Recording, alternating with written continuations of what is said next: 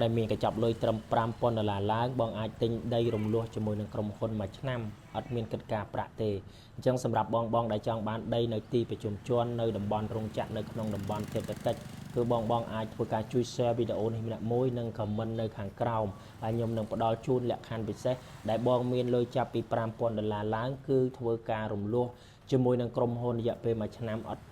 កិច្ចការប្រាក់បងទេបាទដីដែលមានច្រើនខ្នាតច្រើនទំហំហើយយើងលក្ខខណ្ឌគឺល្អទៀតបាទដីនេះគឺមានត្រឹម20 ឡូបាទជាប់ជាមួយនឹងរោងចក្រតែម្ដងអញ្ចឹងបងដែលចង់បានដីសង់ជាបន្ទប់ជួលបាទធ្វើផ្ទះភ្លាមឬក៏ឃ្លាំងឬក៏បើកហើយ